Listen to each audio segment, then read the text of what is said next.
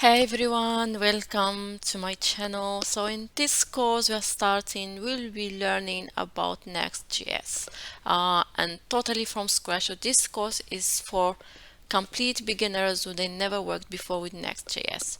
So what is Next.js? Next.js is just a framework and they call it React framework. Okay, so what that means, that's a bit confusing, right? We know that React is already a JavaScript library. So what the heck is Next.js? So basically Next.js is built on top of React. So it's like a framework. So framework usually is bigger than a library. So it's built on top of React like a wrapper, which is built specially for production. So it has many features, has more built-in functionalities like routing, like optimized production build, like CSS modules, and many other things. And if you want to use React alone, all these routing and production optimized build and CSS modules and many other things, you need to add plugins or other libraries to do so.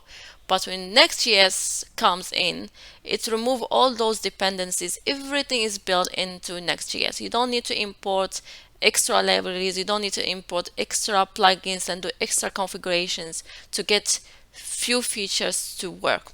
Also, other things that Next.js add to React is it gives us a server-side rendering. So what that means for us as a React developer. So for the React, we have a client-side rendering, which means our HTML is rendered in the browser. It's built and rendered in the browser. Same time when you load your app in the browser, that time your HTML is getting built, then rendered in the browser. So we slow down a little bit our React application. Okay, wait a minute. We know that React make our application faster. Yes, it does. But still, some people found that there are better ways to make even much faster, which now when you compare React to Next.js, it looks slower.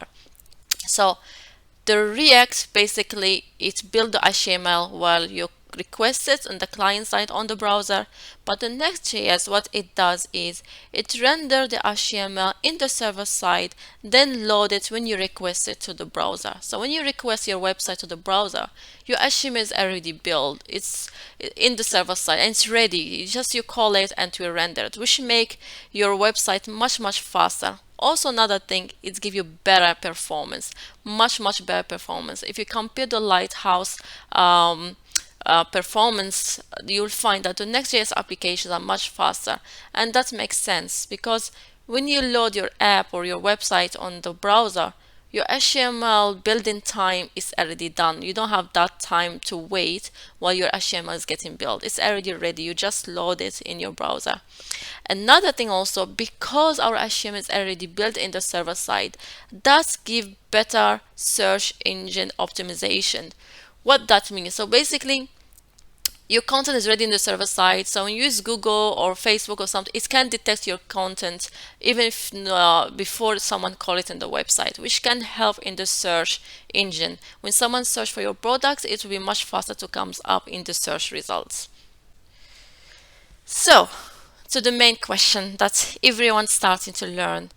How are we going to learn Next.js efficiently? So in this course, we will start building a simple website by going through all these features and much more other features that Next.js give us. For example, how to use better routing, styling, how to fetch data, and also in the end of the course, so you can feel like you're building a site and you can see it live.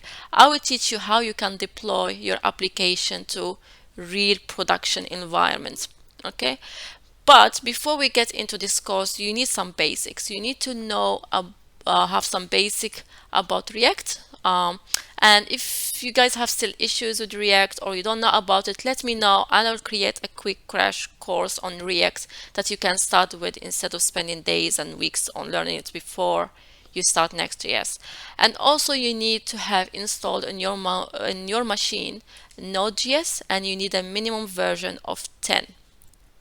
Okay, so back to our project. So what we'll try to build, a page that can load list of countries. I think I have a screenshot here. Yeah.